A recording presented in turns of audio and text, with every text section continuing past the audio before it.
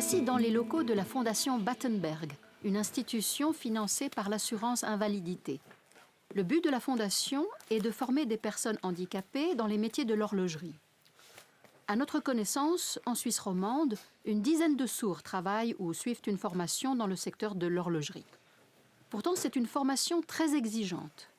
Cela signifie-t-il que parmi toutes les professions possibles, ce secteur serait une filière privilégiée pour les sourds ?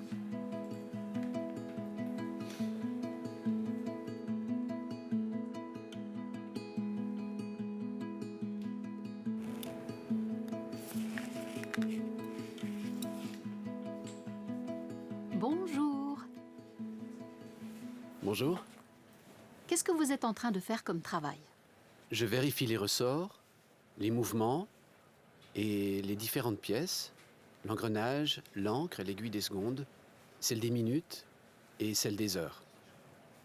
En fait, tous les mouvements qui permettent à une montre de fonctionner, sans oublier la partie électronique. Votre intégration dans cet atelier se passe bien? C'est une bonne question.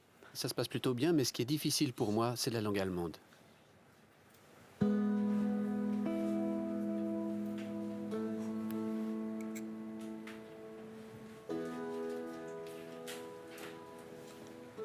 Pourquoi avoir choisi l'horlogerie?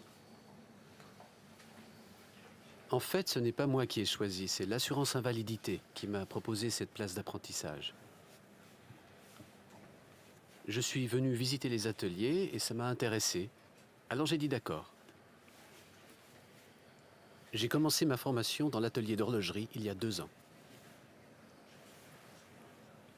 Mais avant, vous aviez fait un autre apprentissage? Oui, avant j'ai suivi un apprentissage de vitrier. Pourquoi alors avez-vous changé de métier? J'ai dû abandonner ce premier métier parce que j'avais des problèmes de dos et que le travail n'était pas régulier. Savez-vous pourquoi l'assurance invalidité vous a proposé cette formation dans l'horlogerie?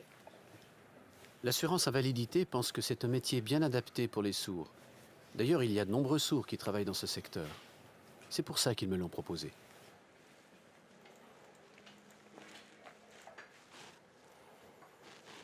Bon, Thomas, on va parler du chronographe aujourd'hui, 77-50. Le compteur de secondes, le compteur de minutes et le compteur de heures.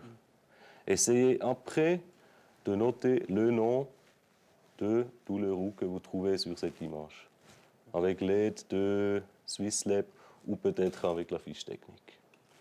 Ça joue? Oui. Ok, allez-y.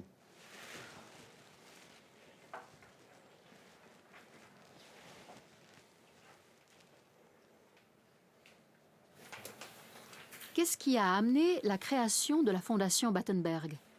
La fondation était fondée par l'horlogerie suisse il y a 50 années, c'est notre année de jubilé.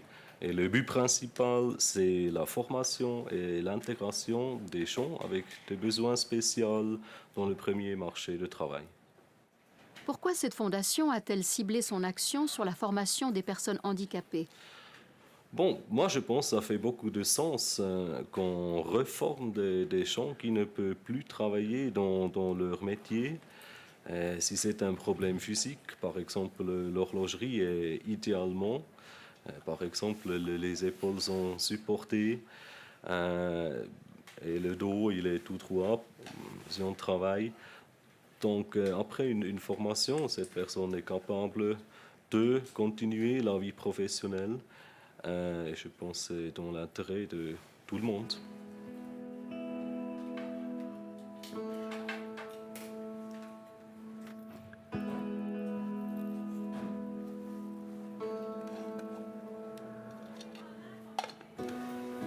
Au mois de juin prochain, vous allez obtenir votre certificat.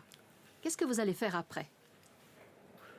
Moi, j'aimerais continuer et faire une 4e année de formation pour pouvoir travailler à un niveau plus élevé, avoir plus de possibilités de travail.